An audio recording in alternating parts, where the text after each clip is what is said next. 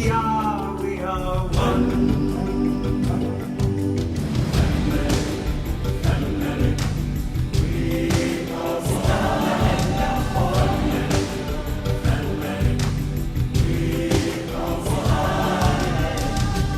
If there's so much I must be, can I still just be me, the way I am? Dan RadioStyle. Hope everybody out there's having themselves a great day. Thank you for joining me. Trying to tackle a tricky one today, so hopefully I do it justice. I might even have to do a couple shows. We'll see how it plays out. That was off of The Lion King 2, I guess, in the movie I never saw. I saw the first one. It was really awesome. But that song is called We Are One. And that's kind of a key part of this whole thing that I guess I'm calling What Does Us Pushed Out Mean? At least that's what I think I'm going to name it as of right now. So first off, from the big esoteric spiritual circles, the things I learned in my initial spiritual training, we are one. We are all one. And that is truly a question that you can ponder for your entire life and entire existence. And literally, I have pondered that question for 30 years, probably-ish. I think that's a fair guess, around 30 years. I have truly pondered what that question means. I've got lots of opinions. I've got thoughts. And then this whole thing kind of spun from this is all us pushed out. And I really liked that concept because to me it seemed to speak to the same general truth of we are all one, yet kind of speaks it in a way that's a little more appropriate for our daily interactions. You know, me trying to imagine I am literally every person on this planet is ridiculous. Like, that's just way too big to try to comprehend. So, you know, obviously that whole concept has been tough, but from a more microcosm, that concept to me has always made a bit more sense. So the reason I'm saying all this is because to me what it means when we say, and so I'm going to state, I mean, I may disagree with Anya's or we agree. I'm not 100% sure. I think we're quoting it from the same place. I think in a lot of ways we would definitely agree completely. And maybe all the way across the board. I don't know, and I don't want to speak for Anya, so I'll let her tackle this in her own way, and I'll probably be listening, eagerly going, oh, yeah, okay, yeah, I get that. So anyway, to me, the easiest way to define us pushed out is it's a reflection of me right now, of where I am right now, of who I am right now, of every aspect of my being. It's a reflection of me. Now, what that means to me, anyways, is not that this person that's quote-unquote a reflection or that's quote-unquote me out there, say my girlfriend, say the friend, say a neighbor, say some random dude I run into on the street, rather than assuming that person is actually me and I'm like talking to myself, it's more of I am seeing a reflection of myself in that person. What that tends to work out as, and I'll try to get a little more specific here, but just from a real general standpoint, is maybe there's something about them. The first thing I think of when I look at them, that is you pushed out. That's your instant, like, that's your inner self saying, blah, he's that. Okay, those judgments, if you will, but, those things that we basically look at them and say, you must be this. Or when people say things, and we find ourselves hearing it maybe differently than they said it, or they think they said it differently than we're hearing it. Either way, I think that's the same kind of example. When maybe you guys could literally be watching the same movie and the same scene, and three of you could get together and talk about the same thing you saw. And all three of you were focused on maybe different aspects, different parts of that image caught your attention. I'll use something Star Wars-y just because I'm a dorky guy and so few ladies have ever seen the movie. You know those little shiny lightsaber-y things, right? So they got the lightsaber, and then maybe one of you's looking at how cute Luke is, and then the other one's like, oh, just all in black? Darth Vader, that's so not just like in style. Right. So maybe the three of you are focused on that scene completely differently. The scene is no different. It's exact for all three of you. Yet all three of you experienced something totally different. It's based off of you. That's you pushed out. on the screen, right? I mean, we could say it the same way, and I truly mean that. So that I'm trying to help kind of, let's pull back on the reins a little bit on this. It's me. No, that's them.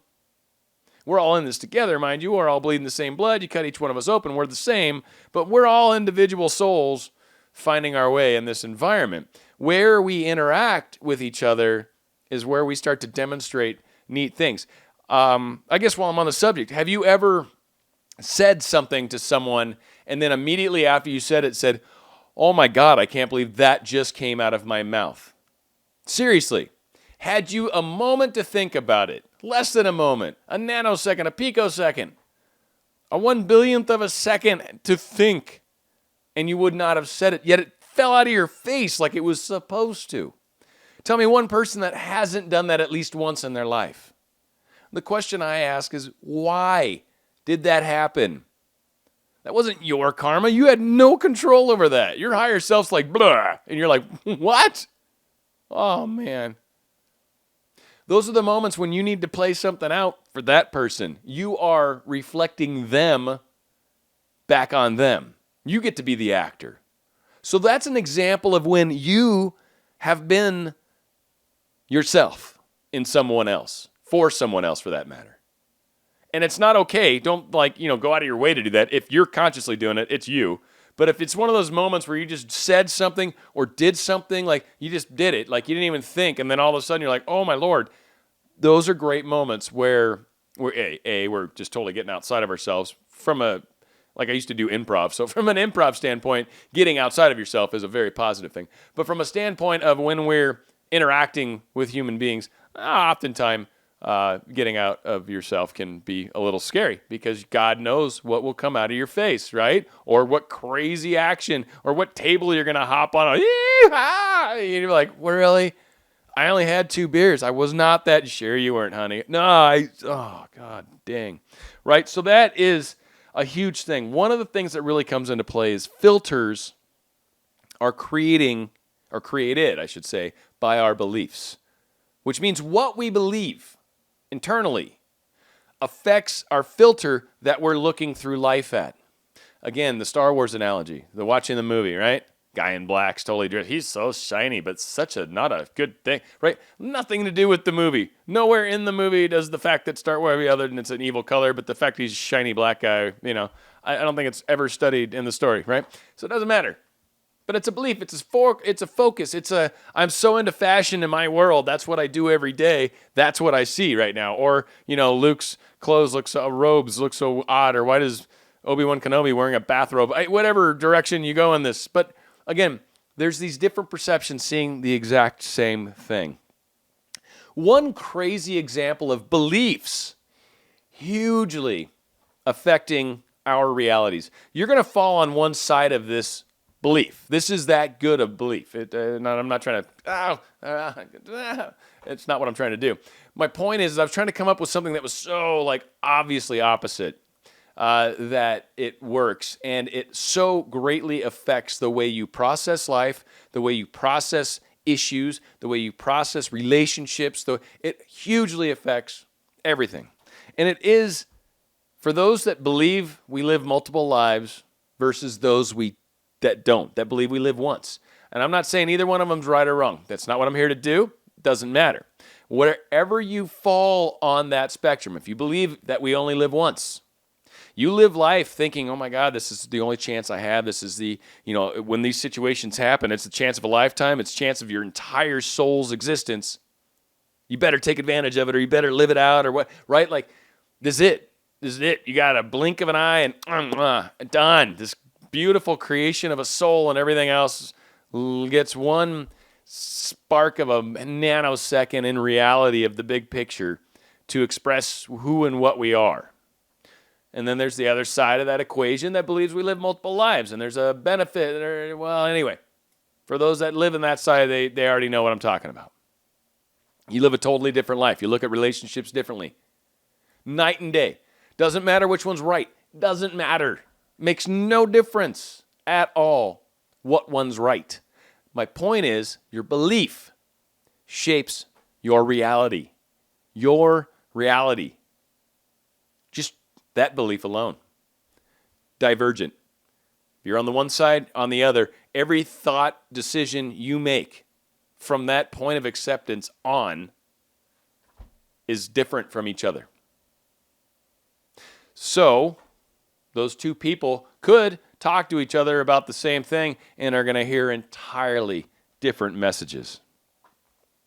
So I'm going to share two examples of things, and I'm not proud of these things, but these are things I had to grow up and deal with and learn to move through. And maybe in some reality, there are things I've had to move through. We'll say it that way. And my mom, fortunately, doesn't listen to these shows because she lives in such a crazy place that, like, internet's like $1,000 for a gigabyte or whatever, so it's stupid. So whatever. She doesn't watch my videos, fortunately, because I love my mom. But my mom bailed on my dad and I when I was 3.5. She walked out, literally took most of the furniture, and left me with my dad and took my older brother with her and went out to her mom's house, my grandparents' house. That's it. They divorced when I was probably about that age, 4. Didn't take long. And my dad moved to Southern California. This was up in Washington. My dad moved to Southern California on my 6th birthday, ironically, and literally came back and got me 8 months later. My mom gave me. She didn't want me. That's cool. You know, whatever. It is what it is. And I know it's, all you moms out there, I can't believe. I know. It's just a weird thing. And it is what it is. This is who I have come from. And I believe there's reasons for it. So please don't feel bad. It's made me who I am. It's a huge part of why I am the way I am. And, for the good and the bad of it all, it's part of who I am. Now, I don't necessarily, and I'm trying to remove it because it's not good to relate to something in the past. So for the most part, with the exception of right this moment, which sucks, I'm trying to disassociate myself from that concept of me. What that does, because I have this view that women don't stick around, I would see that in other women I would meet, or even a reflection of myself. It could go both ways, right? And I don't always know. It's not obvious. Okay, so I look at her and I'm like, yeah, she's not going to stick around, when she could very well be a woman that would stick with me through thick and thin better than I even know and could teach me what that really means. Or my energy is of such that I'm attracting women that are like my mom in that regard and won't stick around. And generally speaking, those are the ones I look at and go, gotta have her. I want to point out a couple things here. One, the fact that that's where my energy's at and what I'm choosing vibrational matches for myself. Consciously, I'm saying that's the girl. And then that girl that's standing over there to the left, who I looked at and said, she ain't going to stick around. She's the one that'll stick around. Do you see how that is a reflection of me? The one that I said, no dice. She's the one I should have chosen, and had I had my energy right, I would have.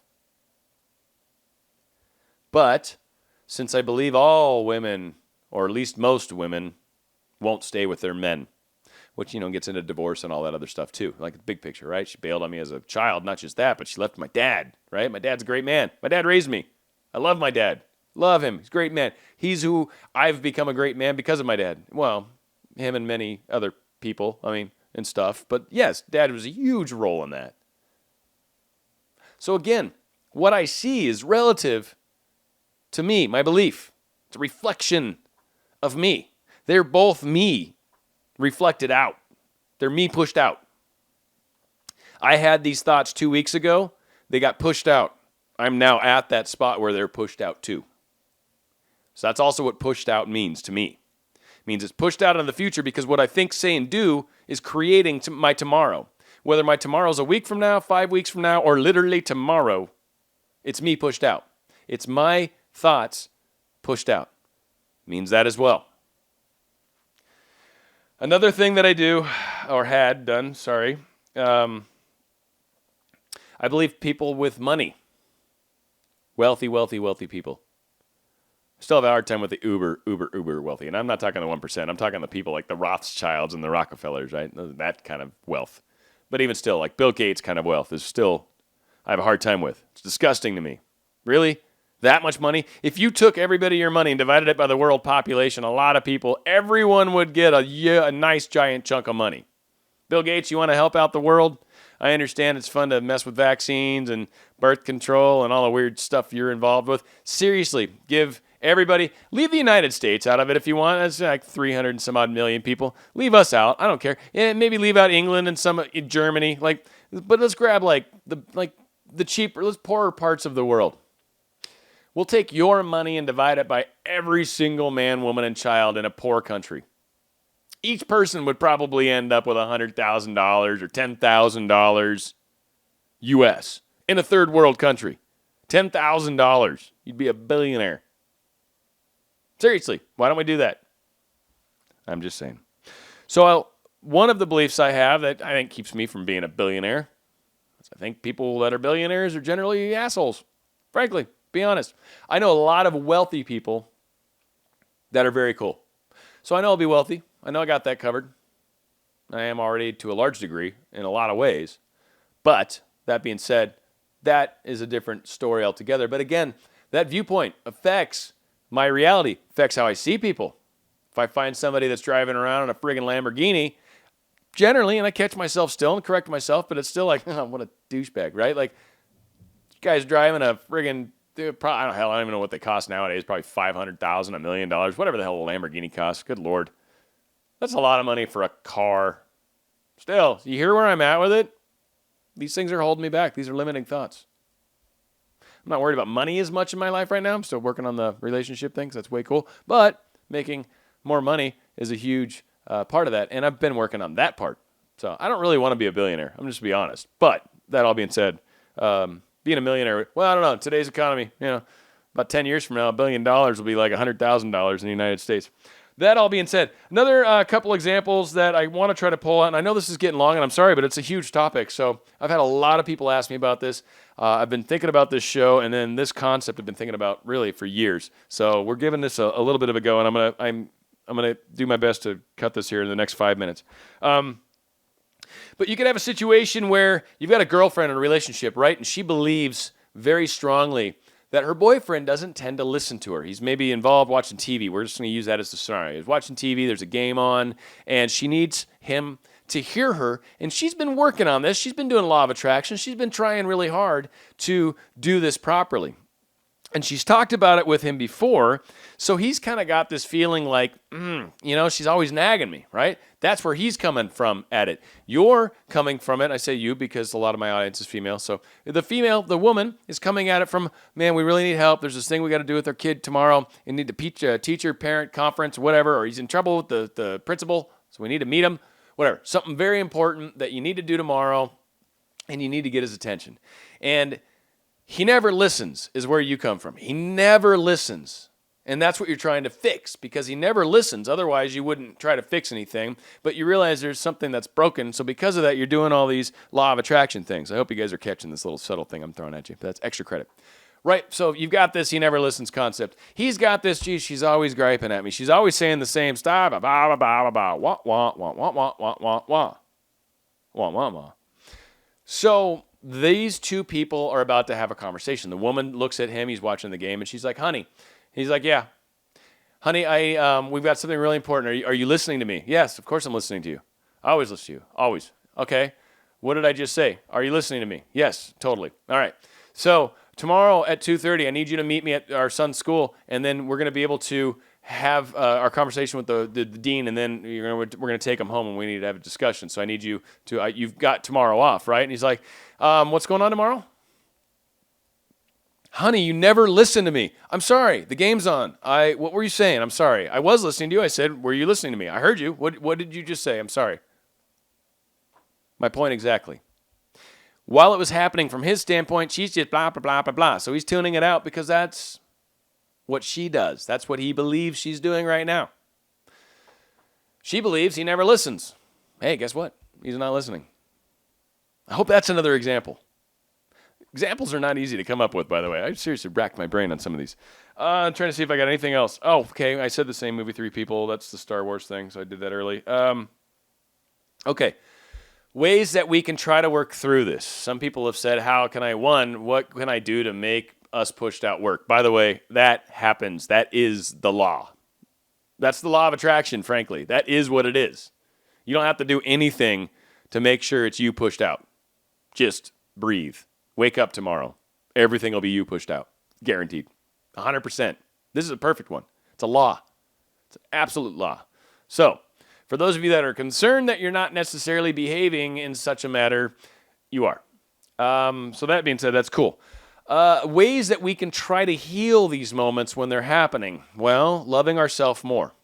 Again, what we do to ourselves affects our beliefs. Affecting our beliefs affects our reality. Period. You don't need to worry about other people.